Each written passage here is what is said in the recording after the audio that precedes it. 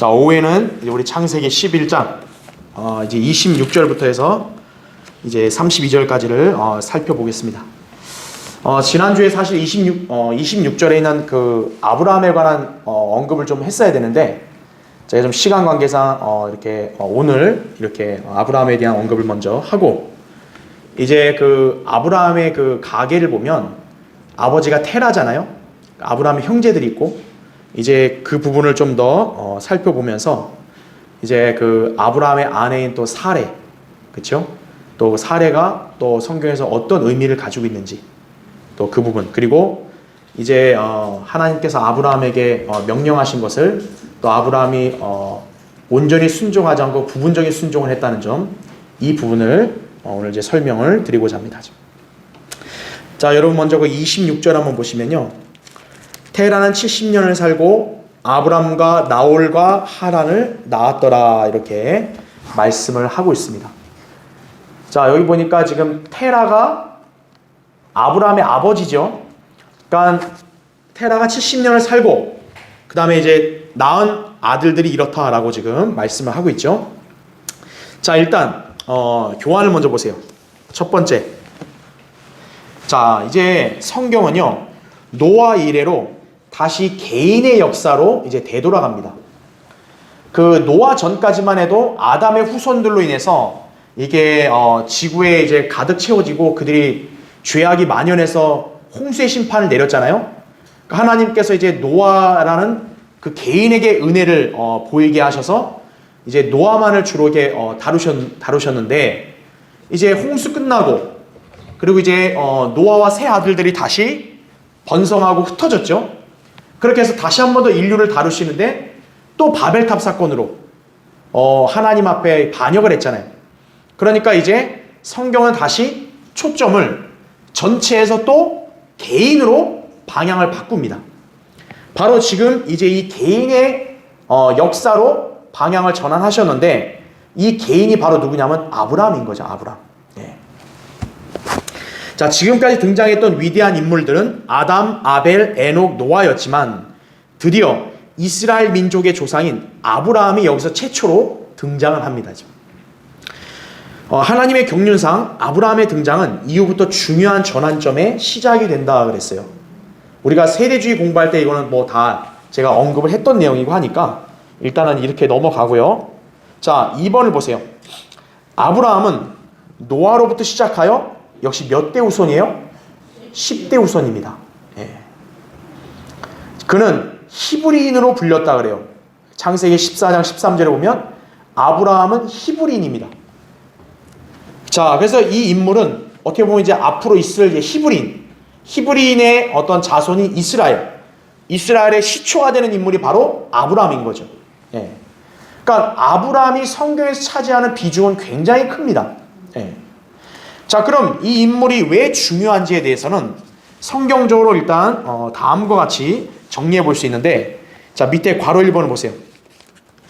자, 아브라함이라는 인물을 왜 하나님께서 눈여겨보시고 또 이 인물에게 무조건적인 언약을 맺으시고 복을 주셨냐 이거예요. 자, 괄호 1번 보면 아브라함은 이교도로부터 보상을 거부했다 이거죠. 우리가 또 이제 나중에 배우겠지만 아브라함이 이제 그 청년들만 300여 명의 청년들만 데리고 당시에 그 소돔의 연합 왕들을 다 무찔러 버립니다. 예. 그 다른 연합 왕국들을 무찔러 버립니다. 자, 그러다 보니까 그 이방 왕이 아브라함의 그런 용맹과 그런 위대함에 이 사람이 보상을 하려고 하니까 아브라함이 그걸 안 받아요. 그러니까 왜 안 받냐 했더니 하나님께서 자기를 도와주셔서 이렇게 전쟁에 승리했는데 내가 당신한테 뭘 받아버리면 내가 영광을 받는 게 아니냐 이거예요. 이거는 하나님께만 온전히 영광을 돌려드려야 되는 거기 때문에 나는 거기에 어떤 것도 취하지 않겠다. 그러니까 아브라함 참 대단한 사람이에요. 네, 그렇죠? 자, 그 다음에 괄호 2번. 아브라함은 11조를 또 바친 인물이기도 합니다. 자, 창세기 14장 20절에 보면 멜키세덱을 만나서 아브라함이 11조를 드려요. 이것도 굉장히 중요한 이유가 되는데 11조가 일반 교회들은 구약의 율법에 정한 규례로 오해를 하는 거예요. 하지만 아브라함이 11조를 드린 거는 율법의 규례 때문에 드린 게 아니죠. 아브라함 때는 율법이 있기 후에요, 전이에요? 전이라고요. 아브라함은 율법과는 무관한 사람이었어요. 그런데도 아브라함은 뭐를 바쳤다는 거예요? 11조를 바쳤다는 거죠. 히브리서 7장 5절부터 9절에도 그게 나와 있죠. 그 다음에 괄호 3번, 아브라함은 믿음을 통해 불가능한 것을 믿었던 인물입니다. 그래서 하나님께서는 이 아브라함의 믿음을 의로 여겨주시는 거예요. 창세기 15장 6절에서. 지금 아들 한 명도 없는데 하나님이 밤에 아브라함을 불러요, 밖으로. 너 저 하늘의 별들 봐라. 셀 수 있냐? 셀 수 없습니다. 네 자손들이 그와 같다. 여러분 같으면 그 말을 들으면 어떤 생각이 들겠어요? 아유, 지금 저를 염장지르십니까? 자식 한 명도 없는데. 근데 아브라함은 그게 아니라 어떤 거예요? 그 말을 그대로 믿은 거예요. 대단한 인물이죠. 괄호 4번, 아브라함은 참 하나님께 희생제를 드린 인물이다, 이거죠. 예. 창세기 15장 9절 10절에 나오죠. 그 다음에 괄호 5번, 아브라함은 하나님의 명령에 어떤 이런 반구의 이의도 없이 순종했다, 이거죠. 예. 창세기 15장에서는 하늘의 별들을 보고 씨에 관한 약속을 할 때 믿었잖아요. 그 다음에 창세기 17장에서는 할례를 받으라 했단 말이에요. 할례를 받으면 고통이 있단 말이에요. 그래도 어때요? 거기에 전혀 이런 방법 없이 그냥 그대로 순종하죠. 특히 자기 아들은 독자인 이삭을 바치라 했을 때 어떻게 했어요? 아브라함은 전혀 거기에 대한 토를 달지 않고 그대로 순종을 합니다. 그러니까 하나님께서는 이제 아브라함의 그런 믿음의 그런 행위를 보고 이제 그를 의롭다고 이게 선언해 주시는 거죠. 그렇죠? 그 다음에 괄호 6번, 아브라함은 형제를 위해서 중보했던 인물입니다. 즉 이제 이따 보겠지만 이 아브라함이 나중에 롯과 같이 이제 칼다울에서 나오는데 결국 싸워요. 둘이 다퉈요. 다퉈서 결국 아브라함이 조카에게 양보를 해줍니다. 그러면 보통 인간적으로 이렇게 다투면은 사감이 있을 수 있는데 아브라함은 그래도 자기 조카인 롯을 어떻게 한 거예요? 소돔의 멸망을 딱 듣고 나서 롯을 생각해서 중보하는 거죠. 예. 정말 형제를 사랑하는 이런 면모를 또 보여줬죠. 그 다음에 괄호 7번, 아브라함은 실제적인 부활을 믿었고 사랑하는 독자 이삭의 생명을 걸면서까지 그 믿음을 실행했다 이거죠. 그 다음 괄호 8번, 아브라함은 누구였다고요? 하나님의 친구였다 이죠. 그러니까 하나님께서는 아브라함을 친구라 부른 거예요. 왜? 이렇게 대단한 믿음을 지녔고 또 그 믿음에 순종하는 행위를 보이니까 하나님께서 아브라함을 친구라고 여겨주시는 것이. 예. 자, 그래서 이 아브라함이라는 인물이 이렇게 중요한 이유가 여기에 있다라는 거죠. 예. 자, 우리 그 점을 기억을 하시고요. 자, 그럼 이제 3번을 보세요. 세 번째. 자, 여기서 테라와 그의 후대에 관한 족보를 짚어볼 필요가 있다 이거죠. 왜냐하면 테라가 아들들을 낳은 시기와 그의 죽음의 시기, 그리고 아브라함이 하란을 떠날 때의 시기가 혼동될 수 있기 때문이다 그랬어요. 자, 이제 이건 여러분이 약간 헷갈릴 수 있기 때문에 지금 잘 이 구절들을 보고 여러분이 설명을 잘 들으셔야 돼요. 자, 지금 일단 여러분 26절을 보면 테라가 자식들을 낳았다고 했을 때가 몇 년을 살고 자식들이 낳았다 그래요? 70년이란 말을 합니다. 자, 그 다음에 32절 한번 보세요. 거기 32절에 테라의 날들이 205년이었으니 테라가 하란에서 죽었더라 라고 말이 나오죠. 자, 다시 27절 올라오면 이것이 테라의 후대라. 테라는 아브람과 나홀과 하란을 낳았고 하란은 롯을 낳았으며 이렇게 얘기한단 말이에요. 자, 이 테라가 70세가 되고 나서 자식들을 낳고 그 다음에 테라가 죽을 때가 언제예요? 205살에 죽습니다. 자, 그럼 이제 창세기 12장 4절을 보세요. 거기 창세기 12장 4절을 보면 그러므로 아브람이 주께서 자기에게 말씀하셨던 대로 떠났으며 또 롯이 그와 함께 갔으니 아브라함이 하란을 떠날 때 몇 살이라고요? 75세였더라. 아까 우리 11장 32절에 보면 아브라함의 아버지 테라가 하란에서 죽었죠. 그리고 12장 4절에 아브라함이 하란을 떠날 때가 75세랬죠. 그럼 이 구절을 본다면 아브라함은 하란에서 자기 아버지가 죽고 난 다음에 그리고 이제 하란을 떠난 거죠. 그렇죠. 그럼 그의 나이가 75세인 거죠. 자, 이 부분을 여러분이 잘 유념해 보셔야 돼요.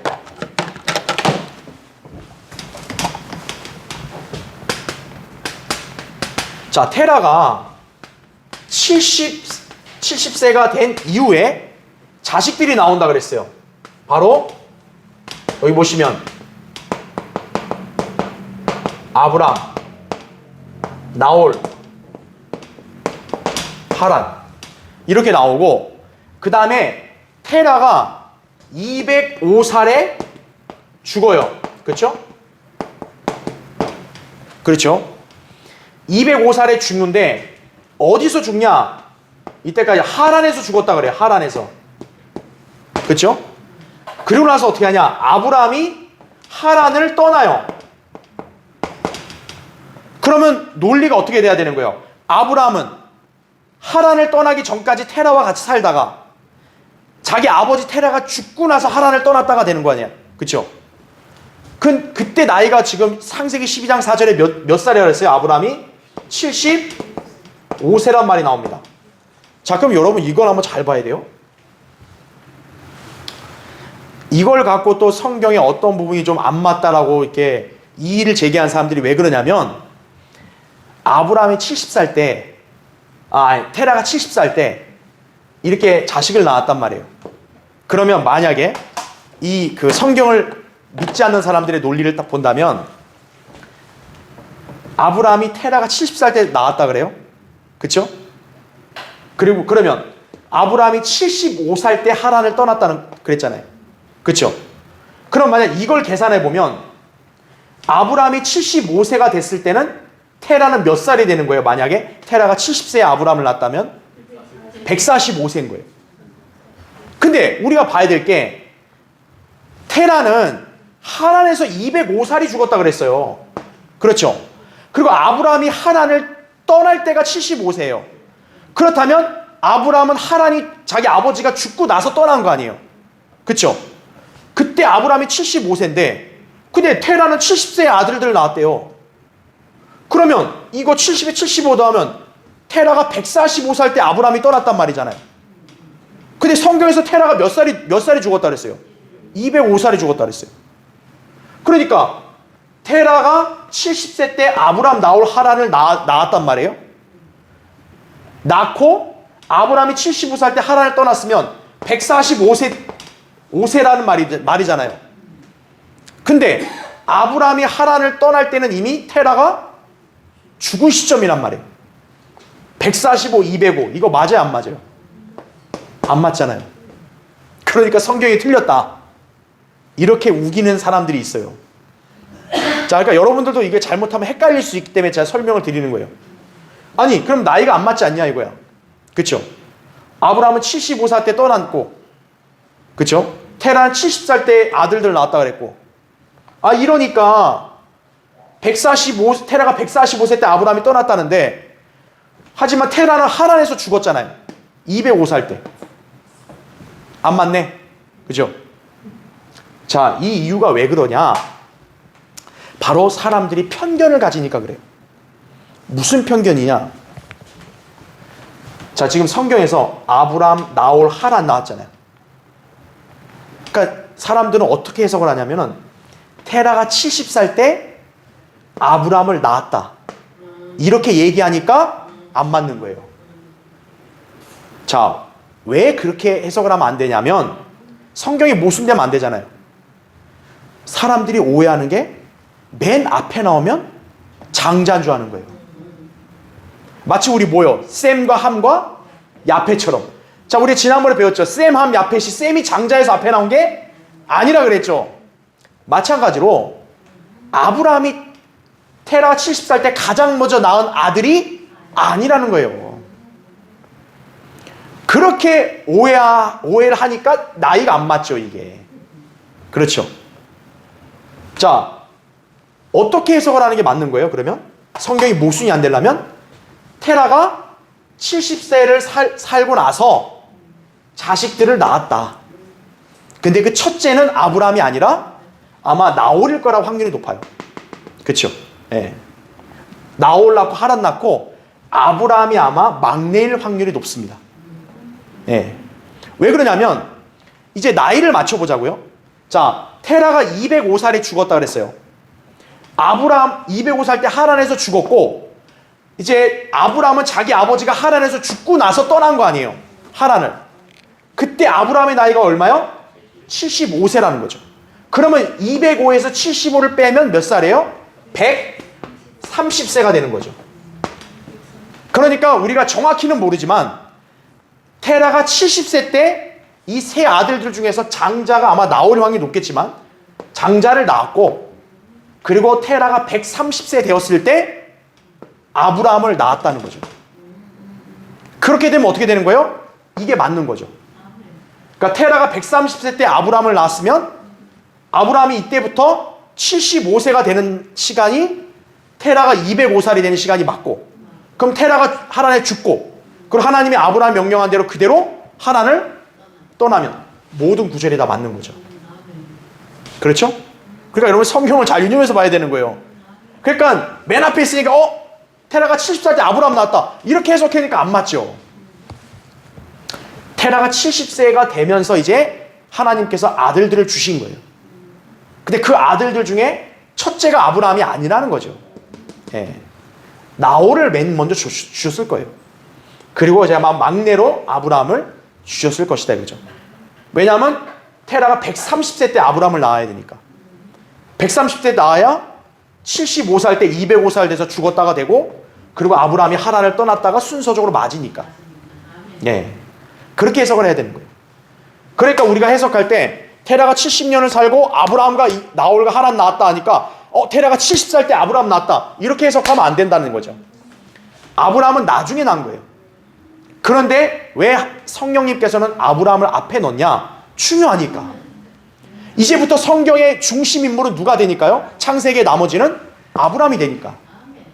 그러니까 하나님께서는 아브라함이 중요한 인물이니까, 셈처럼 중요한 인물이니까 나이 순으로 서열상으로는 뒤에 있어도 앞으로 두신 거다. 이렇게 여러분이 이해를 하셔야 된다는 얘기죠. 그렇죠? 예. 자, 그래서 여러분이 다음 페이지 보세요. 이제 교환에. 제가 교환에다가 이제 자세히 설명해놨으니까 그걸 보시면 되고, 또 교환이 없는 분들은 제 설명 들은 걸로 그냥 이해하시면 되는 거예요. 예. 그러니까 성경의 기록은 하나도 모순되는 게 없고 서로 보완을 해서 얼마든지 해석할 수가 있다. 이렇게 보시면 됩니다. 예. 자, 그러면 이제 11장 거기 27절부터 30절 보겠습니다. 이것이 테라의 후대라. 테라는 아브람과 나홀과 하란을 낳았고 하란은 롯을 낳았으며 하란은 그의 아비 테라보다 먼저 그의 출생지인 칼데아 우르에서 죽었더라지. 아브람과 나홀이 각자 아내를 얻었으니 아브람의 아내의 이름은 사레요 나홀의 아내의 이름은 밀카니. 하란의 딸이요 하란은 밀카의 아비이고 이스카의 아비더라. 사레는 임신하지 못함으로 자식이 없더라. 이렇게 말씀을 하고 있습니다. 자, 여러분 여기서 유의해야 될 게 아브람과 나홀과 하란, 특히 이제 나홀과 하란도 자식들이 있지만 유독 성령님께서는 27절에서 아브람, 나홀, 하란 다음으로 누구를 거론하시냐면 롯을 언급합니다. 분명히 29절에 보면 나홀의 아내 또 하란의 딸 이렇게 있는데도 불구하고 먼저 하란의 아들 아브람의 조카인 롯을 먼저 언급을 합니다. 자, 우리는 잘 기억해야 되죠. 하나님께서 어떤 인물을 맨 앞에 언급하신 이유는 순서가 아님에도 불구하고 맨 앞에 언급하신 거는 중요한 인물이기 때문에 그런 거예요.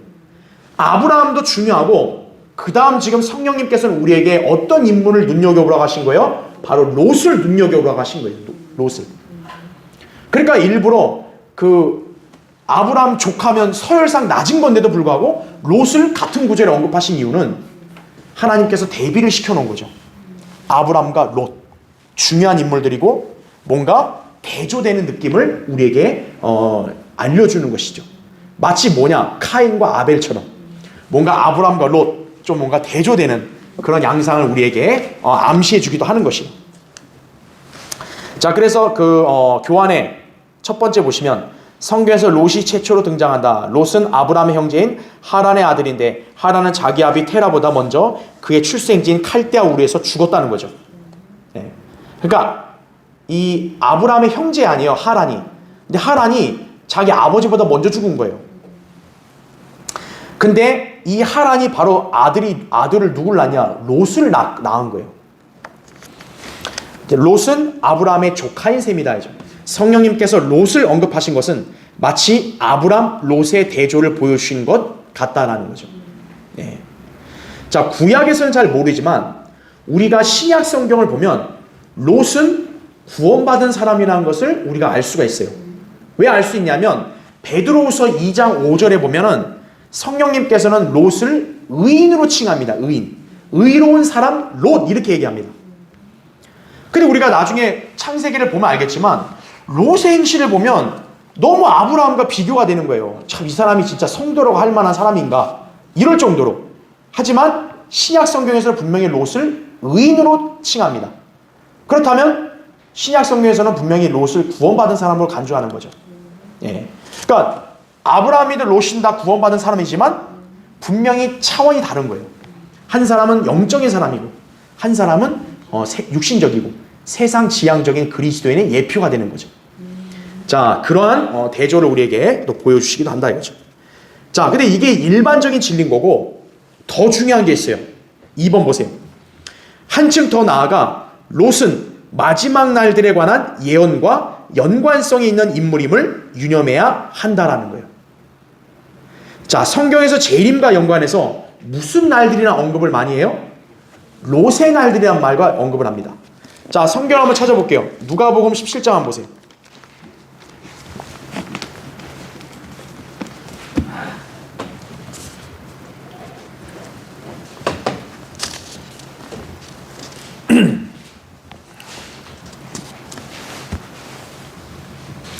자, 누가복음 17장. 자, 거기 26절부터 한번 볼게요. 노아의 날들에 일어났던 것 같이 인자의 날들에도 그러하리라 이렇게 말씀하죠. 지금 여기 문맥은 뭡니까? 예수 그리스도의 재림을 말하는 거예요. 그러니까 주님이 재림하시기 직전에 그 마지막 때, 어떻게 보면 예언적으로 대환란 때겠죠. 그 마지막 때는 노아의 날들에 일어났던 것 같이 일어난다 그랬어요. 자, 그거는 제가 예전에 언급했으니까 넘어가고 28절을 보세요. 자, 주님이 재림하기 직전 마지막 때가 노아의 날들일 뿐만 아니라 또 뭐라고 얘기했냐면은 28절에 그것은 또한 뭐와 같다 그래요? 롯의 날들이 일어났던 것과 마찬가지라고 말합니다. 롯의 날들. 그러니까 성경에서 예언의 중요한 시점이 마지막 때, 이 마지막 때를 무슨 날들로 비교를 해요? 롯의 날들과 비교를 합니다. 그만큼 롯이 있던 그 당대의 그 시대, 그 날들이 단순히 과거의 한 역사적인 사실만이 아니라 예언적인 의미를 알려준다는 거죠. 바로 마지막 때의 예표라는 거예요. 네. 그러니까 롯이라는 인물은 예언적으로도 중요한 의미를 가진 인물이에요. 그러니까 성령님은 롯을 창세기 11장에서 아브라함과 같은 선상에서 지금 언급을 하신 거예요. 자, 그러면 보세요.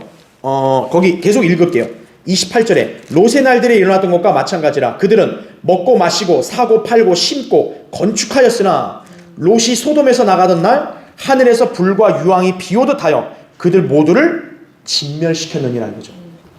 나중에 우리가 보겠지만 이제 천사들이 와서 롯에게 너 빨리 여기 나가라. 하나님의 유황으로 여기 진멸시킨다고 했단 말이에요. 그러니까 롯이 그걸 알고 자기 사위들에게 얘기했더니 사위들이 우리 장인이 농담하시네 이렇게 여겨버린 거예요. 네. 그러니까 그 사람들, 그 소돔에 살았던 사람들은 롯의 심지어 사위까지도 어떤 거예요? 먹고 마시고 놀고 이거에만 빠져있지 하나님의 그런 심판에 대한 경고, 이거는 귀뚱으로 안 들린 거죠. 그러니까 농담으로 여겨버린 거예요. 그러니까 오늘날 마지막 때가 너무 흡사한 거죠. 오늘날도 우리가 이제 때가 얼마 안 남았으니까 회개하고 예수 그리스도를 믿으라 그러면 어떻게 되는 거예요? 너나 잘 믿으라 이러죠. 시끄럽다 이거죠. 예. 아, 재밌게 노는데 아주 짜증나게 한다 이거죠. 예. 바로 롯의 날들과 똑같은 거예요. 지금 심판이 멀지 않았는데도 어떤 거예요? 농담하는 줄 아는 거죠. 그들의 관심은 그런 게 아니라 뭐예요? 장가가고 시집가고 놀고 먹고 흥청거리고 죄악을 탐닉하고 롯의 날들과 똑같다는 거죠. 마지막 때가. 예. 자, 그래서 괄호 3번 보세요. 교환에 이처럼 롯의 날들은 재림 직전에 펼쳐질 세상의 상황을 예표한다는 거죠. 롯이 살던 시대의 특징을 보면 장차 마지막 때에 이 세상에 동일한 일이 펼쳐질 것을 짐작해 볼 수 있다는 거죠. 자, 여러분 잘 보세요. 왜 하나님께서 창세기 11장에 바벨탑 사건이 있잖아요. 그 11장에 왜 롯을 거기다 언급했냐 이거예요. 바벨탑 사건이 일어났을 때 상황이 이제 롯의 날들과 비견된다는 거예요, 바로. 그러니까 성령님께서는 롯을 그냥 뭐 창세기 13장, 14장 이런 데다 언급을 하지 왜 하필 11장에다 최초로 언급했냐고요. 바로 그 11장은 어떤 사건이 기록된 장이에요? 바벨탑 사건이 기록된 장이죠. 바벨탑 사건은 앞으로 장차 있을 마지막 때의 또 하나의 예표인 거죠. 인류가 하나님을 대적하기 위해서 어때요? 서로 하나로 뭉치는 때죠. 바로 그것을 우리에게 알려주는 거예요. 그래서 거기 1번 보세요. 동그라미 1번. 롯은 국제연합이 처음으로 형성되었던 장과 동일한 장에서 처음 등장을 합니다. 즉 이제 롯의 날들의 특징과 마지막 때의 공통된 특징이 뭐냐? 세상이 완전한 통합의 체제를 갖추게 될 것이다라는 거죠. 예. 바벨탑 사건 어땠어요? 하나님이 흩어지라는 거를 인위적으로 통합을 해버렸잖아요. 이제 앞으로 마지막 때도 어때요? 주님이 오시기 직전 마지막 때도 세상이 하나로 유엔이라는 그런 이름으로 하나로 뭉치게 된다는 거죠. 그럼 인간들이 하나로 뭉쳐서 했던 게 바벨탑 짓는 거듯이 이제 대환란 때 인간들이 하나로 뭉치면 하나님을 대적한 일을 하겠죠. 자, 그 다음에 동그라미 2번. 롯의 날들에는 오늘날의 영어처럼 하나의 세계 공통어가 있었다 이거죠. 바벨탑 사건의 언어 혼란되기 이전에는 히브리어였죠. 오늘날에도 어때요? 주님이 멸망시키기 전에 이 세상의 마지막 언어는 영어인 거죠. 영어로 통합이 되는 거죠. 그 다음에 동그라미 3번. 그 사건이 일어난 장소는 시날 땅. 시날 땅은 어느 지역이라, 어느 그 국가요? 바빌론이죠. 그것을 오늘날로 치면 이라크의 바그다드 지역입니다. 그래서 옛날에 그 사담 후세인이 그 옛 바빌론 영화를 자기가 재현한다고 그렇게 호들갑을 떨었잖아요. 사담 후세인이. 그러다 결국 죽었죠, 결국. 네. 그러니까 이라크 바그다드 지역이 바로 그 예전에 바빌론 거기에 해당되는 지역이에요, 거기가. 자, 재림 직전에는 시날 땅의 님롯의 종교, 곧 바빌론의 신비 종교가 세상을 지배한다는 거죠. 계시록 17장 5절에. 창세기 11장에서는 바빌론이 있던 시날 땅에서 어떻게 보면 하나님을 대적하는 그런 모임이 있었고, 이제 마지막 때 대환란 때는 바빌론 신비 종교가 이제 하나님을 대적하는 것으로 뭉치게 된다는 얘기죠. 자, 그리고 바벨탑 사건의 주도자가 누구라고 했어요? 제가 함족이 통치자 님롯이라고 했죠. 님롯이 적그리스도의 강력한 예표라고 그랬죠. 이제 마지막 대환란 때는 어때요? 흑인 혈통을 가진 적그리스도의 통치를 온 세상이 받게 될 것이다 이거죠. 네. 그러니까 굉장히 비슷한 거예요. 롯이 있던 그때 비슷한 거예요. 그 다음에 동그라미 4번. 이게 또 중요한 거예요. 자, 여러분 롯의 날들에 소돔이 왜 멸망을 했죠? 소돔에 무슨 죄가 있었어요? 동성연애 죄가 있었죠. 롯의 날들에는 창세기 13장 13절에서 동성연애자를 등장합니다. 성경에서 최초로 죄인들이라고 말한 곳이 바로 소돔인들을 가리킬 때 말했어요. 그러니까 성경에서 최초로 죄인들, 그러니까 죄 짓는 인간들 있잖아요. 죄인들을 언급한 게 동성연애자들을 먼저 언급했어요. 이처럼 마지막 날들에는 동성연애가 이 세상에 확산될 것이다 이거죠. 지금 동성연애가 지금 이제 서서히 계속 지금 확산이 돼가고 있잖아요. 특히 이 세상 통치자, 요한복음 14장 30절에 나오는 그 적그리스도 있죠. 이 세상의 통치자도 바로 뭐라는 거예요? 동성연애자일 것이다 이거죠. 다니엘 11장 37절에 나온 대로 이제 적그리스도도 역시 동성애자가 될 거다라는 거죠. 네. 그러니까 롯의 날들과 굉장히 유사한 거예요. 그 다음에 동그라미 5번. 하나님께서 만드신 재료 대신에 인간이 만든 인위적인 재료를 사용한다는 거죠. 뭐 전자기기 같은 거 있잖아요. 뭐 칩 같은 거. 이제 인간들이 만든 그런 기계가 이제 더 활성화되는 거죠. 바벨탑 사건 어땠어요? 하나님이 주신 돌이 아니라 인간이 만든 벽돌을 쌓아 올렸단 말이에요. 그렇죠. 인공적인 것을 인간이 사용했단 말이에요. 하나님이 주신 걸 무시해버리고. 마지막 때도 역시 어때요? 하나님이 만들어 놓으신 걸 무시하고 인간이 만든 것이 더 활성화된다는 거죠. 그러니까 뭐 인터넷, 컴퓨터, 스마트폰 이런 거 다 그렇죠? 그 다음에 동그라미 6번. 도시들과 탑들을 굉장히 중시한다 이거죠. 더 자세히 말하면 선호하는 거예요. 도시들을. 시골이 아니라 도시들. 저 휘황찬란한 그런 도시들. 특히 고층 건물들이 있는 거. 인간이 바벨탑 쌓는 욕망이 뭐예요? 높은 곳까지 내가 올라가겠다는 거잖아요. 고층 건물까지 짓는 그런 것들을 선호하는 거죠. 그런 게 있으면 마치 대도시. 굉장히 휘황찬란하니까 거기 있고 싶어하는, 열망하는 그런 것들이 이제 만연해지는 거죠. 그 다음에 이게 중요해요. 7번. 외계로 진출하려는 시도가 자주 발생한다. 다시 말하면 우주로 진출하려는 시도가 많아진다는 거죠. 바벨탑 사건도 어땠어요? 인간이 땅에 있는 게 아니라 하늘로 올라가려고 한단 말이에요. 우리도 하늘에 올라가자. 하나님처럼 되자. 지금 이 세상도 어때요? 갈수록 인간들이 땅에서 한정되어 있지 않고 자꾸 위로 올라가려고 그래요. 그러니까 로켓을 자꾸 개발하잖아요. 그렇죠. 로켓을 개발하고 가급적이면 더 높게 져라, 더 높게 져라 이거. 왜냐하면 자꾸 올라가고 싶은 거예요. 인간은. 외계로 자꾸 나가고 싶은 거예요. 그러니까 온갖 영화나 드라마상에서 자꾸 외계인들 출연을 자꾸 만드는 이유가 뭐냐면 그런 외계인들과 하나 돼서 우리도 외계로 나가자 이런 거예요. 쉽게 말하면. 예. 그러니까 롯의 날들과 마지막 때 바로 이러한 특징들이 서로 공통된다는 얘기죠. 예. 자, 우리는 그래서 그 부분을 잘 기억을 해야 됩니다. 자, 그럼 이제 3번을 보세요. 아브라함의 아내의 이름은 사레요 그랬습니다. 자, 사레. 근데 우리는 흔히 어떤 이름이 더 익숙합니까? 하나님이 사레를 나중에 이름을 뭘로 바꿔줘요? 사라로 바꿔줍니다. 사라. 여러분 그 사레는 무슨 뜻이냐? 다투는 자라는 뜻이에요. 다투는 자. 좀 더 노골적으로 속된 말하면 싸움닭이에요. 싸움닭. 예.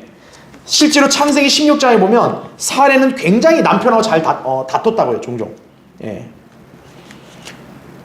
그 남편한테 자기 여종을 붙여줬단 말이에요. 그 여종이 아내가 돼서 자기를 무시한다 생각하니까 막 남편한테 닥달을 하죠. 당신이 똑바로 못해가지고 내가 무시당한다고. 예. 다투는 자죠. 예.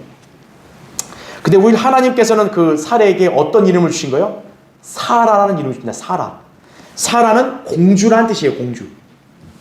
그러니까 여러분이 아셔야 될 게 이 사라는요 완전히 어떻게 보면 이 생의 속성이 바뀌어버린 사람이에요. 다투는 자에서 뭐로 바뀐 거예요? 하나님 관점에서 공주로 바뀐 거예요. 하나님의 은혜죠. 그렇죠. 창세기 17장 15절에 나옵니다. 그래서 괄호 1번 보세요. 사라는 아브라함의 이복 누이입니다. 창세기 20장 12절에 아브라함의 고백에 따르면 사라는 아브라함과 무관한 사람이 아니라 자기 누이예요. 누이. 어떻게 보면 여동생이에요. 여동생. 그러니까 이복 여동생인 거예요. 그런데 아브라함의 아내가 된 여인이죠. 그러니까 나중에 아브라함이 이제 자기 아내가 좀 이쁘니까 자기 아내 누가 탐나가지고 자기를 죽일까봐 야, 너 내 아내라 그러지 말고 너 내 여동생이라 그래라. 그렇게 속였잖아요. 근데 이제 아브라함은 변명을 하죠. 솔직히 내 여동생은 맞습니다. 이거예요. 그죠? 자, 어쨌든 이 사라는 종종 다투는 일로 인해서 자기 남편을 난처한 상황에 처하게 하기도 했어요. 자기 여종인 하갈이 이스마엘을 낳았고 그 다음 자기가 이삭을 낳았는데 이스마엘이 이삭을 자꾸 괴롭혀요. 그러니까 이제 사라가 이제 뚜껑이 열린 거죠. 아브라함한테 가서 당장 저 여자랑 저 애 내쫓아버리라. 그러니까 아브라함 입장에 얼마나 난처해요. 그죠? 예. 붙여준 건 자기가 붙여놓고 이제 와서 이제 자식 낳고 했으니까 내쫓으라고. 그죠? 자, 어떻게 보면 이제 사례의 연약한 면이죠. 그러나 하나님께서는 그래도 사라를 사랑하신 거예요. 왜 사랑한 줄 아세요? 자신의 남편의 부당한 요구에도 절대 복종하는 모습을 보였기 때문에 그런 거예요. 하나님은 인간의 다른 면을 보시는 게 아니에요. 인간의 어떤 면이 흠이 있고 모자라도요, 하나님께서는 어떤 한 가지 면을 보고 그 사람을 사랑하시고 은혜를 베푸실 때가 많은 거예요. 사라가 바로 그렇다고요. 괄호 2번 보세요. 이로써 그녀는 신약 그리스도인 아내들이 따라야 할 본이 되었다라는 거죠. 그래서 베드로전서 3장 6절에 보면 이렇게 나오죠. 사라가 아브라함을 주라 부르며 복종했던 것과 같이 너희가 선을 행하고 어떤 놀라운 일에도 두려워하지 아니하면 그녀의 딸들이 되느니라, 이렇게 말씀합니다. 자, 구약에서는 그녀의 육신적인 연약함을 언급하는 반면 신약에서는 그녀의 성숙한 믿음의 행복, 순종의 미덕만을 언급한다 이거죠. 그러니까 여러분이 놀라운 사실을 발견하게 된 게 뭐냐면, 구약 성경을 볼 때는요, 우리가 흔히 잘 아는 그런 성도들 있잖아요. 훌륭한 하나님의 사람들의 흠집을 많이 봐요. 구약 성경을 보면. 여러분, 그 다윗 왕이 얼마나 훌륭해요. 근데 우리가 구약 역사를 보면 다윗 왕이 참 얼마나 끔찍한 죄를 졌습니까? 자기 부하의 아내를 갖다가 간음을 했죠. 그 부하를 사지의 죽음으로 내몰게 하고 자기가 그 아내를 차지했죠. 그렇죠? 그런 인물이 다윗이에요. 또 다윗은 한때 자기가 망명생활할 때 자기가 그 왕한테 어떤 사람한테 쫓기니까 자기 정체를 숨기려고 이렇게 막 미친 척도 했다고요. 다윗이나 왕이 훌륭한데 그런 어떻게 보면 치부를 구약에는 다 나오거든요. 그런데 신약에는 그게 나올까 안 나올까요? 안 나와요. 모세, 하나님 명령에 불순종해서 바위를 2번 치고 바위에게 말하라 했는데 그냥 열받으니까 2번 냅다 쳐버리고 결국 가나안 땅을 못 들어갔죠, 모세는. 근데 신약에는 그게 나와요, 안 나와요? 안 나옵니다. 히브리서 11장에는 믿음의 장이라고 해놓고서 그 사람들의 믿음의 행보만을 칭찬하고 그 사람들의 연약한 부분, 잘못된 부분 얘기해요, 안 해요? 안 합니다. 왜일까요? 바로 신약은 하나님의 은혜가 넘치는 시대이기 때문에 그런 거예요. 우리도 우리의 행실이나 공로로 구원받은 게 아니죠. 우리도 하나님의 은혜로 구원받은 거죠. 우리의 행실이 그렇게 나쁘고 우리가 죄악이 많았어도 어때요? 예수 그리스도를 단순히 믿음으로써 하나님의 은혜로 구원받고 하나님은 더 이상 우리의 흠을 안 물어보시잖아요. 바로 신약 시대는 하나님의 은혜인 거예요. 네. 그러니까 구약의 인물들이 이런 흠이 있어도 어때요? 신약에서는 그런 흠을 언급을 안 하는 거예요. 오로지 그 사람의 좋은 면만 드러내 주시는 거죠. 은혜죠. 바로 그와 같은 맥락으로 사라도 어떤 거예요? 구약에서 볼 때는 참 너무 이렇게 남편을 난처하게 하는 그런 아내지만 신약에서는 그런 면이 있어요, 없어요? 없고 오로지 남편에게 복종한 아름다운 아내로만 나오죠. 사라로만. 자, 그런 인물이었다 이거죠. 자, 이게 이제 사라에 대해서 우리가 배울 수 있는 교훈이고, 맨 밑에 괄호 3번 보세요. 자, 예표적으로 중요한 의미가 있어요. 예표적으로. 이걸 한번 설명을 좀 드릴게요.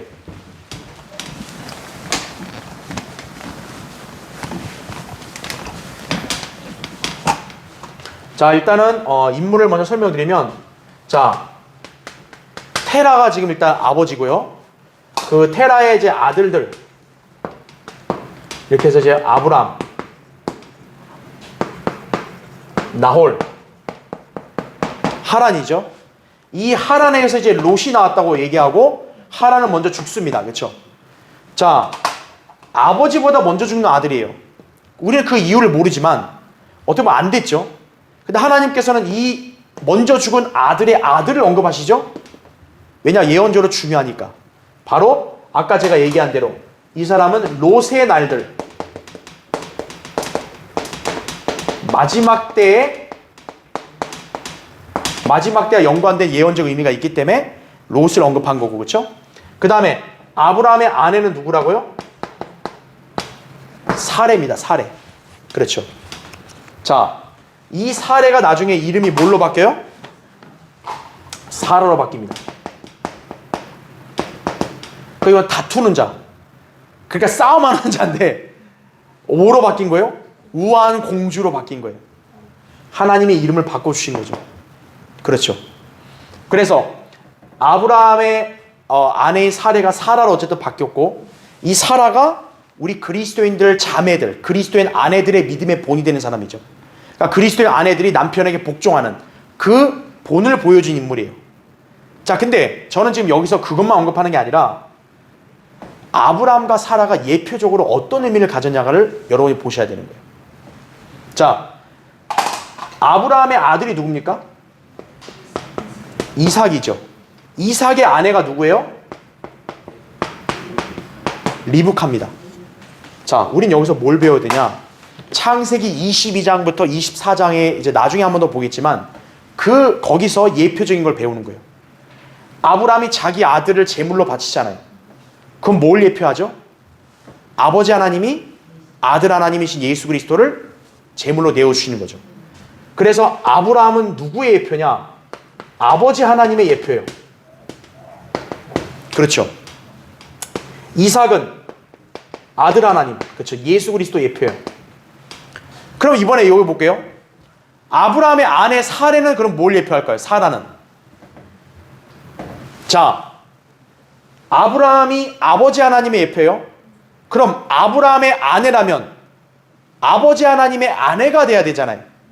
예언적으로 아버지 하나님의 아내는 어느 민족이에요? 이스라엘입니다. 그래서 사라는 이스라엘 민족을 예표하는 거예요. 그래서 이사야 54장에도 보면 또 호세아 2장에도 보면 하나님이 이스라엘을 내가 너와 정원을 했다 그랬어요. 근데 이스라엘이 배교하니까 하나님께서 창녀로 여겨서 그냥 버려버렸다가 다시 이제 이스라엘을 회복시키면서 어떻게 돼요? 여호와 하나님의 아내로서의 지위를 회복하죠. 이스라엘이. 결국 사라는 뭐냐면 아브라함의 아내인 것처럼 하나님의 아내인 이스라엘을 예표하는 인물이에요. 사라는. 네. 그러면 이삭은 예수 그리스도 예표죠. 그럼 이삭의 아내인 리브카는 누굴 예표할까요? 예수 그리스도의 신부이자 아내는 누구예요? 교회죠. 교회. 우리 교회를 예표하는 거죠.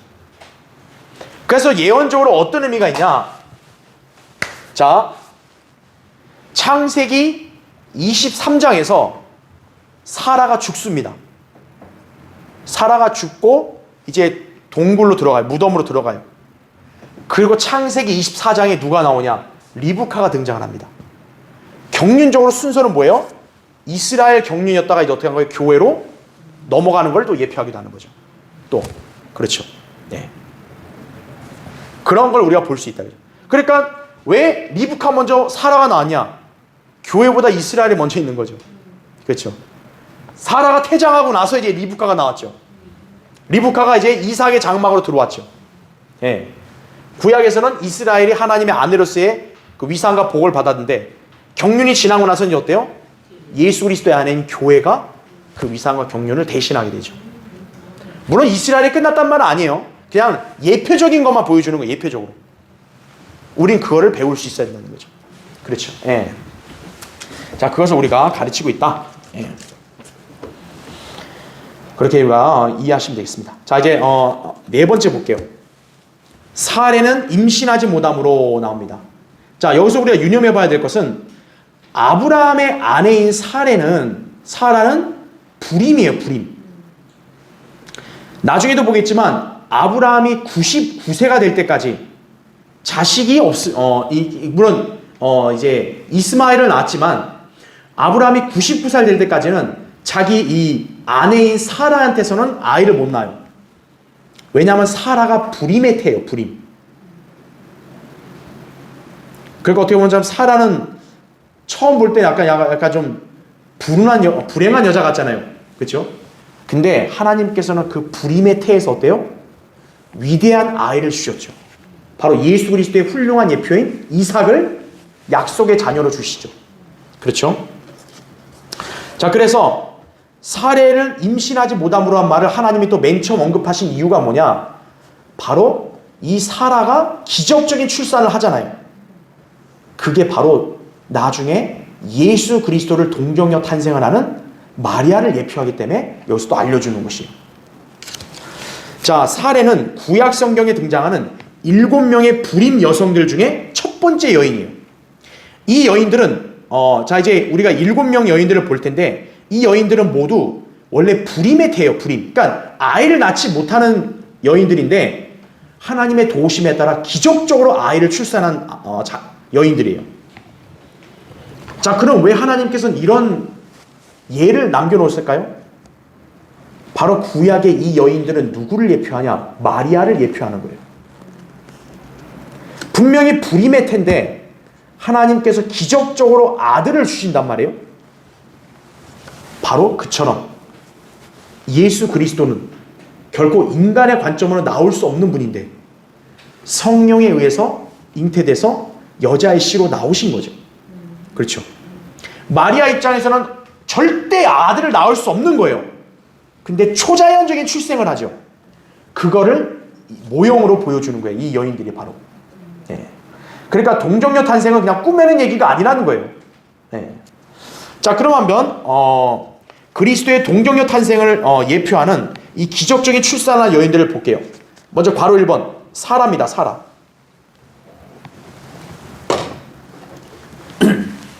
아브라함의 아내인 사라는 90살 때, 90살이면 할머니 아니에요? 그죠?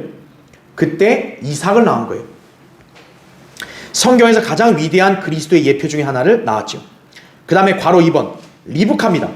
리브카는 이삭의 아내인데 역시 불임이에요. 그래서 20년간 기도한 후에 바로 에서와 야곱을 낳았죠. 그 중에서 야곱이 중요하죠. 야곱은 바로 어느 민족이에요? 이스라엘 민족인 거죠. 그 다음에 괄호 3번 야곱의 아내인 라헬입니다. 라헬도 불임이었어요. 자기 언니 레아는 막 아이들을 쑥쑥 낳는데 이 라헬은 한 명을 못 낳으니까 막 야곱한테 짜증도 내고 그랬거든요. 근데 결국 하나님께서는 라헬의 태를 이어서 아들을 주셨는데 그 아들이 바로 누구예요? 요셉입니다. 이 요셉은 굉장히 훌륭한 인물이고 위대한 인물이죠. 예수 그리스도를 가장 잘 예표하는 인물이죠. 그렇죠? 그 여러분 보셔야 돼요. 왜 라헬을 불임의 태가 되게 하셨냐고요. 하나님께서. 하나님은 이러한 본을 남겨놓기 위하신 거예요. 그러니까 우리 인간의 짧은 안목으로 어떤 우리 현재 상황을 속단하면 안 되는 거예요. 왜 하나님은 나를 그냥 이렇게만 하십니까? 왜 하나님은 나한테 이런 고난만 주십니까? 그것만으로 하나님의 처사를 판단하면 안 된다는 거예요. 여러분이 라헬의 입장이라면 진짜 너무나 괴롭지 않겠어요? 자기 언니는 막 그냥 아들 쑥쑥 낳아가지고 이렇게 자랑스러워 하는데 자기는 불임이에요. 근데 거기서 하나님께서는 요셉이라는 가장 그 12자녀들 중에서 훌륭한 인물을 낳게 했잖아요. 네. 자, 그 다음에 바로 4번 한나입니다. 한나도 자기 남편한테 사랑을 너무 잘 받은 여인인데 아이를 못 낳아요. 그러니까 이 남편이 막 한나를 위로하죠. 당신은 내가 아들보다 더 대단한 인물인데 왜 그러냐. 근데 한나 입장에서는 아들이 있고 없고가 어떻게 보면 굉장히 그 여인의 입장에서는 중요한 거 아니겠어요? 자, 하나님께서는 불임이었던 한나에게 사무엘을 낳게 하십니다. 이스라엘 역사의 아주 훌륭한 지도자이자 선지자죠. 사무엘은 예수 그리스도의 제사장 선지자로서의 유용이 된 인물이죠. 그렇죠. 그 다음에 괄호 5번 삼손의 엄마죠. 그리고 마노아의 아내입니다. 불임이었어요. 근데 하나님께서 때가 돼서 그녀에게 삼손을 낳게 하십니다. 삼손은 이스라엘을 해방시키는 재판관이었죠. 그렇죠? 그 다음에 괄호 6번 수넴 여인입니다. 역시 불임이었어요. 근데 아들을 낳았는데 아들이 죽어버렸습니다. 그러나 이 아들이 어떻게 해요? 다시 부활합니다. 뭘 예표할까요? 초자연적으로 출생하신 예수 그리스도가 죽었다가 다시 부활하실 것을 예표하는 거예요. 네. 그 다음에 괄호 7번 우리가 잘 아는 침례 요한의 어머니 엘리사벳이죠. 엘리사벳도 임신할 수 있는 이미 경도는 지났다 그랬어요. 근데 하나님께서 때가 돼서 이 엘리사벳에게 나시린인 침례 요한을 낳게 했습니다. 무엇을 예표하죠? 바로 이 초자연적으로 출생하신 예수 그리스도도 나시린이라는 거죠. 하나님의 관점에서 나시린, 하나님께 완전히 드려진 분이라는 얘기죠. 그렇죠. 자, 사례. 이 사라 이 한 인물만 해도 이런 심오한 진리들이 담겨 있다. 여러분이 기억을 하시면 됩니다. 자, 그럼 이제 창세기 11장 거기 31절 32절 보세요. 이제 마지막 구절인데,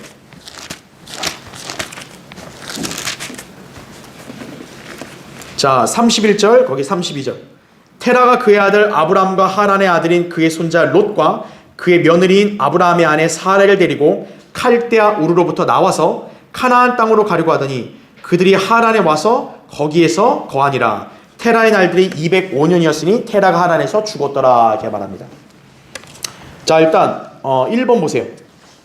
이 족보에 보면 누가 없냐? 롯의 아내가 없어요. 자, 예수 그리스도께서는 롯의 아내를 기억하라. 누가복음 17장 32절에 그렇게 말씀했거든요. 근데 지금 여기 창세기 11장에 롯의 아내가 있다고 그래요? 있단 말 없어요. 아내가 있단 말이 없습니다. 그 말은 뭡니까? 지금 이때는 롯이 아직 결혼을 안 한 거예요. 아내가 없는 거예요. 그런데 나중에 가보면 롯은 아내가 있어요, 없어요? 아내가 있죠. 그럼 도대체 롯은 어디서 아내를 얻었냐 이거예요. 자, 괄호 1번 보세요. 아브라함과 롯이 이집트로 내려가서 당시 아브라함이 향후 첩이 될 이집트 여인 하갈을 데리고 돌아오기 전에는 롯에게 아내가 없었다. 그러나 창세기 19장에서 천사들이 롯에게 나타났을 때 이미 그에게 결혼한 두 딸과 결혼하지 않은 두 딸이 있었음을 언급한다 이거죠. 그래서 괄호 2번. 이로 미루어 짐작컨대 롯은 아마 아브라함과 이집트로 내려갔을 때 거기서 아내를 얻었을 것으로 보인다 이거죠. 그것도 아니라면 롯은 소돔에서 아내를 얻었을 가능성도 있다 이거죠. 예. 그러니까 여러분 지금 이해가 되시죠? 그러니까 아브라함과 롯이 칼데아우로 떠나기 전에는 롯은 총각이에요. 그런데 이제 창세기 12장에 보면 아브라함이 이제 롯을 데리고 이렇게 가족들과 같이 칼데아우를 떠났어요. 그런데 기근이 들어가지고 이집트로 내려갑니다. 그때 이제 아브라함이 이집트에 내려갔다 올라오면서 그 사라의 여종인 하갈을 데리고 온 거죠. 그때 롯은 아마 자기 아내를 이집트에서 얻어서 데려왔을 가능성이 높다는 거죠. 그렇죠. 자, 만약 그게 아니라면 그럼 롯은 아내를 어디서 얻었겠어요? 당연히 한 군데예요. 소돔밖에 없을 거예요. 그러니까 이집트에서 결혼해서 이집트 여자를 아내로 맞이한 가능성이 있고, 아니면 롯이 이제 소돔으로 가잖아요. 소돔에 살면서 아내를 얻었을 수도 있죠. 근데 가능성은 이집트에서 데려왔을 가능성이 높아요. 네. 자, 어쨌든 롯의 아내는 어느 인종이라는 걸 알 수 있어요? 흑인종이라는 걸 알 수 있는 거죠. 이집트에서 아내를 얻었기 때문에 이집트 여자는 함족 아니에요. 또 소돔도 그때도 함족들이 거기까지 막 흩어졌으니까. 어쨌든 롯의 아내는 흑인이었을 확률이 높다는 거죠. 자, 그럼 괄호 3번. 롯의 아내는 이집트 땅을 생각나게 해주는 바로 그곳 소돔 땅을 뒤돌아보면서 봄으로써 소금 기둥이 되었다 이거죠. 롯의 날들이 마지막 때와 같다는 전제하에 예수님께서 롯의 아내를 기억하라고 우리에게 명령하신 이 경고는 마치 세상에 미련을 두고 뒤를 돌아봄으로써 믿음에서 떠나버리는 성도들에게 경각심을 심어준다라는 거죠. 이게 나중에 볼 거예요. 이제 롯이 두 딸과 결혼하지 않은 두 딸과 아내를 데리고 이제 뒤를 보지 말라 했거든요. 그 소돔에서 나오는데 이제 뒤를 안 돌아보고 나올 때 막 엄청난 유황이 막 떨어지고 막 엄청 소리가 났을 거 아니에요, 굉음이. 근데 롯의 아내가 어떻게 하냐? 뒤를 쳐다본 거예요. 뒤를 쳐다보니까 뭐가 돼버린 거예요? 소금 기둥이 돼버린 거예요. 자, 흑인인 여자가 소금 기둥이 됐으면 어떻게 된 거예요? 까맣다가 하얘져 버린 거죠. 그렇죠. 그러니까 예수님께서는 롯의 아내를 기억하라는 거죠. 왜? 세상에 미련을 두고 세상을 뒤를 돌아보면 하나님 보시기에 적합지 않다라는 것을 교훈적으로 알려주는 거죠. 자, 그 다음에 2번을 보세요. 칼데아 우르로부터 나와서 카나안 땅으로 가려고 하더니 그들이 하란에 와서 거기에서 이렇게 거하더라. 31절의 말씀이 나옵니다. 자, 지금 아브라함은요, 하나님의 명령에 온전히 순종하지 못해서 자기 친족들을 다 데리고 칼데아 우르로부터 나오게 됩니다. 우리가 다음 시간에 창세기 12장을 보면 하나님은 아브라함에게 너와 내 친족을 떠나서, 즉 하나님은 아브라함만 떠나서 오라고 한 거예요. 그러니까 아브라함의 입장에서는 일단 하나님 명령대로 떠났어요. 어디로 가라고 알려주지 않고 그냥 너 거기서 나왔어요. 그건 잘했죠. 근데 문제가 뭐예요? 하나님께서는 너만 떠나라고 했는데 이 아브라함은 어떻게 하냐? 나와. 내 가족은 물론이고 내 친족, 내 아버지까지 다 데리고 나와버린 거예요. 자, 그래서 괄호 1번 보세요. 처음에 칼데아 우르에서 아브라함에게 주어졌던 명령은 아브라함만 떠나라는 것이었다. 그러나 아브라함은 이 명령에 온전히 순종하지 않고 자기 친족들을 데리고 떠났다 이거죠. 하나님의 계획 속에는 아브라함만 있었지 그의 친족은 없었던 거예요. 그래서 괄호 2번 보세요. 이에 하나님께서는 나름대로 분리 작업을 하셨는데 아버지 테라는 하란에서 죽게 하셨고 롯은 목동들 간의 다툼으로 인해 아브라함과 분리되게 하셨으며 결국에는 애초의 명령대로 아브라함의 가족만 남게 된다 이거죠. 하나님께서는 성도들이 그분의 명령을 온전히 준행하지 못하더라도 그분의 뜻과 말씀을 이행하시는데 이때 불순종한 성도들은 그에 상응하는 대가를 치르게 된다는 거죠. 하나님 명령에 온전히 순종하면 되는데 히브리서 11장 8절 9절을 보면 분명히 그렇게 나와요. 온전히 순종했다고. 그런데 창세기 보니까 그게 아니라 가족들 아버지까지 다 데리고 나와요. 결국 무슨 일이 생긴 줄 아세요? 하나님은 아브라함에게 칼데아 우르를 떠나서 어디로 가게 하실 목적이냐? 가나안 땅으로 가게 하실 목적이거든요. 근데 아브라함이 이 가족들을 데리고 어디로 가냐? 하란 땅으로 가버린 거예요. 거기서 어떤 일이 생겨요? 자기 아버지가 죽습니다. 그러니까 아브라함은 자기 아버지를 그곳에다 묻었어야 되는 거예요. 묻는 고통을 겪는 거예요. 그뿐만 아니라 창세기 13장을 보면 알겠지만 이제 롯과 또 다퉈요. 조카랑. 그러니까 조카랑 분리됩니다. 그러니까 하나님께서 어떻게 한 거예요? 아브라함에게서 그 가족들을, 친족들을 강제로 분리시켜버린 거예요. 그러니까 성별을 안 하면 어떻게 되는 거예요? 강제로 하나님 분리시키는 거예요. 그걸 알아야 됩니다. 자, 그래서 그 괄호 3번의 밑에 보면 하나님의 계획 속에 들지 않는 사람들은 그들이 비록 친족이라 해도 하나님께서는 완전히 분리시킨다는 걸 아셔야 돼요. 자, 여러분이 여기서 뭘 배워야 되냐? 진리를 믿고 주님을 따르기로 해서 하나님께서 계획 속에 그 사람을 넣으셨잖아요. 그럼 하나님이 그 사람을 인도할 거 아니에요. 그 인도하는데 만약 가족이나 친족이나 지인이 반대가 된다, 방해가 된다, 그럼 하나님께서는 강제로 분리시키기도 하시는 거예요. 그걸 아셔야 돼요. 그러니까 어떻게 보면 가까운 그런 친족, 가족이 어떻게 되는 거예요? 진리 때문에 나눠지기도 하는 거예요. 그래서 왜? 하나님께서는 그 자녀를 계획 속에 놓고 인도하시려는데 믿지 않는 사람이 만약 방해가 된다. 그럼 하나님의 계획이 무산될 수 있거든요. 때로는 하나님께서는 그렇게 하실 수도 있는 거예요. 아브라함이 하나님께서 혼자 떠나라는데 어떻게 다 데리고 떠나버리니까 하나님께서 결국 강제적으로 분리를 시키시는 거죠. 예. 그걸 우리가 기억을 해야 합니다. 자, 그래서 이제 창세기 11장에서는 이제 우리가 이제 아브라함이라는 인물에 대해서 하나님께서 이제 언급을 시작하셨고, 이제 12장부터는 이제 아브라함의 개인의 역사로부터 해서 이제 성경의 역사가 진행이 됩니다. 자, 그래서 우리 교환의 마지막 페이지에 제가 이 칼데아 우르에 대한 부분은 다음 시간에 제가 좀 더 강의를 할게요. 그러니까 여러분이 이 교환을 가져오시면 되고, 다음 시간에 제가 칼데아 우르에 대한 부분을 좀 더 하고, 그 다음에 창세기 12장에 이제 아브라함과 하나님 맺으신 그 언약의 내용을 이제 우리가 구체적으로 살펴보겠습니다. 자, 오늘 여기까지 하시고 우리 기도하고 예배를 마치겠습니다.